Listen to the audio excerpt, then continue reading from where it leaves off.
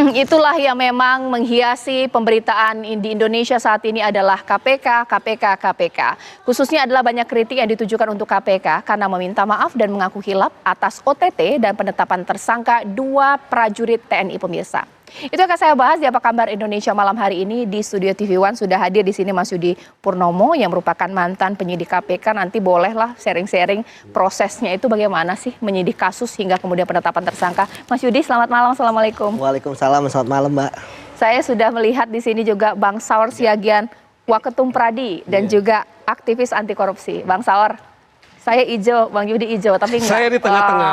Kenapa ini? Kurang janjian tapi ya. saya nyaman pokoknya. Baik. Dikawal 2 orang ini. Belum lebaran pemirsa, tapi sudah adegan untuk meminta maaf dan mengaku hilaf. Ini yang kemudian disorot publik. Nah, tapi saya mau tanya-tanya dulu sama teman saya. Karena ternyata di Apa Kabar Indonesia malam hari ini saya tidak sendiri, bahkan juga tidak hanya bersama dengan narsum. Saya punya partner pemirsa. Mas Kicoy, selamat malam. Halo Mbak, malam. Punya pengalaman minta maaf karena khilaf nggak? Boleh silakan. Pernah Mbak, alhamdulillah. Kadang kalau yang namanya hidup itu kita kagak luput dari kesalahan ya kan Mbak ya kan. Makanya kita sebagai manusia kudu minta maaf pokoknya kalau ada salah. Dan yang sekarang ini juga kan lagi ada sesuatu. Ya semoga aja bisa saling memaafkan pokoknya. Pokoknya tuh kadang kita hidup tinggal di sini ada masalah, tinggal di sini ada masalah, ya kan. Yang penting kita saling cross check aja. Saya kenalin dulu, nama saya Kicuy dari Depok. Kalau dibilang tuh teman-teman tahu tentang Depok pasti ya. Depok tuh kalau dibilang banyak cerita-cerita yang unik. Kalau Depok kok kata orang-orang kan, wah Depok jauh banget, ya kan. Bener, Depok jauh banget kalau dari Kongo. Kalau dari Jakarta deket, kalau dari Kongo emang jauh. Tapi kalau Depok ini bisa mendapatkan julukan katanya kota petir. Ini setuju. Karena Depok banyak banget petir-petir yang pada datang nih, ya kan? Makanya kenapa Depok dibilang kota petir? Soalnya banyak gundala pada ngecas body di situ. Makanya gundala pada kuat semuanya. Terus juga Depok tuh katanya sebagai kota belimbing. Nah, saya sebagai warga Depok emang di beberapa Depok tuh banyak orang-orang yang menanam belimbing. Jadi kalau teman-teman ke Depok nih banyak logo belimbing tuh di Gapura Belimbing. Nah, itu banyak belimbing raksasa di Depok. Makanya teman-teman kalau masuk Depok, masuk Gapuranya jangan lupa beli belimbing. Soalnya ngatasin kolesterol lebih tinggi soalnya. Pokoknya kalau hidup tuh jangan marah-marah, makanya mampir ke Depok, beli belimbing di Depok. Terus juga di Depok juga banyak kasus-kasus yang aneh. Kemarin tuh di Depok ada kasus tentang berita babi ngepet jilid 2 lah, ada babi ngepet jilid 1. Emang aneh-aneh. Tapi kalau nggak ada Depok nggak ada cerita. Iya elah. Terus juga di Depok kotanya katanya macet. Emang Depok kotanya macet karena banyak volume kendaraan yang semakin merajalela. Kadang suka bingung nih sama orang yang suka ngeluh-ngeluh macet. Tapi di rumahnya masih punya satu rumah ada kendaraannya ada 3. Mobil buat emaknya, mobil buat bapaknya, buat neneknya. Kalau emang kagak mau macet, jangan naik mobil, naik kuda ya. Naik kuda kagak bakal macet. Udah gitu saya paling kesel kalau lagi macet nih, ada mobil mau belok kanan atau mau belok kiri, dia lupa ngasih lampu sen. Ini kan bahaya, bener gak sih? Bahayanya kenapa? Kalau kita lagi ngendarain motor di belakang, dia lupa ngasih lampu sen, kitanya kegok, ketabrak. Saya pernah kayak begitu tuh. Mau belok kanan, ada mobil, lupa ngasih lampu sen. Kitanya jadi kegok. Kita nafsu di jalanan, bener gak? Kita kejar tuh mobilnya, kita kejar. Tapi kadang begini, kadang kita kalau di jalan ya suka emosi. Kayak tadi, ya kan saya di jalan emosi, pengen negor itu mobil, cuman takut. Takutnya kenapa? Kita nggak tahu di dalam isi mobilnya itu ngerinya orang penting. Ngerinya anak jambore, kan ngerinya pemimpin pramuka. Kita nggak tahu yang ciri siapa. Tapi karena saya kesel nih, saya beraniin nih. Waktu itu lagi naik motor, saya samperin tuh.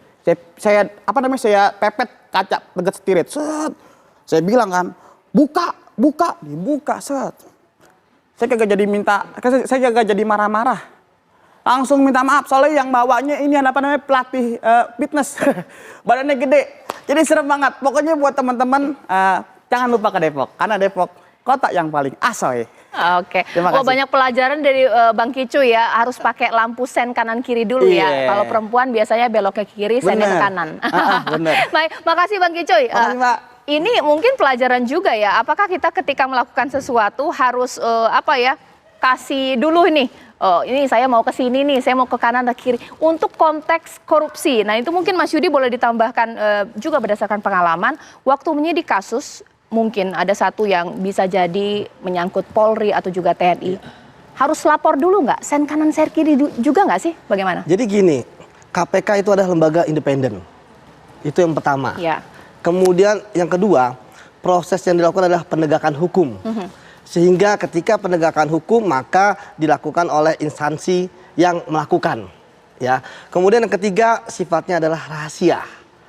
Nah, saya melihat ya proses yang terjadi dari OTT itu adalah suatu proses yang kegiatan operasi intelijen yang rahasia. Karena apa? Karena dimulai dari informasi adanya dugaan tindak pidana korupsi, pemberian suap, yang kemudian ditindaklanjuti dilaporkan kepada pimpinan KPK.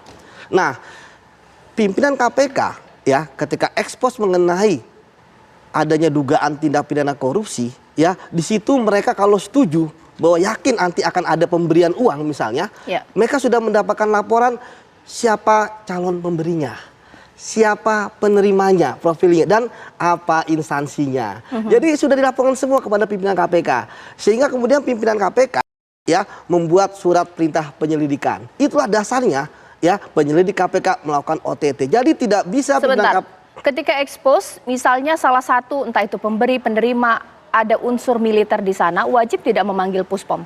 Ya, menurut saya kan tidak perlu. Karena kan belum ada kejadian. Ingat, bahwa ini kan kegiatan OTT. Ya, Oke.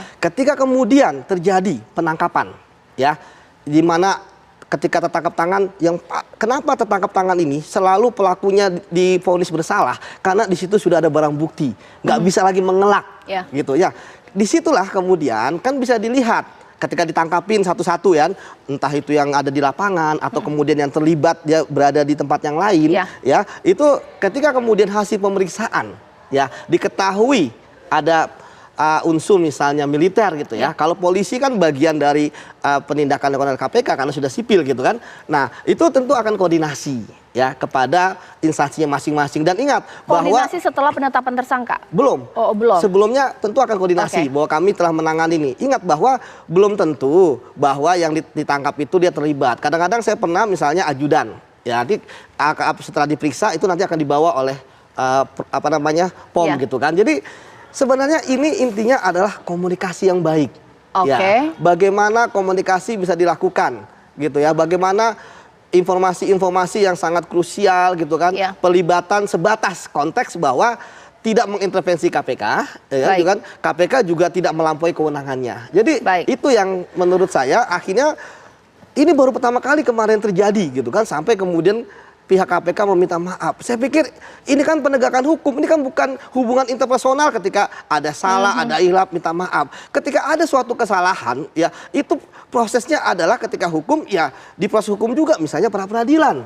Misalnya dia menggugat secara perdata atau bahkan ke petun misalnya, atau misalnya judicial review ke MA gitu kalau terkait aturan. Jadi menurut saya permintaan maaf bukan solusi terkait permasalahan ini. Apalagi kan kemudian dari permintaan maaf itu kemana-mana. Baik. Mulai dari menyalahkan Baik. penyelidik dan lain sebagainya. Seperti Kalau itu.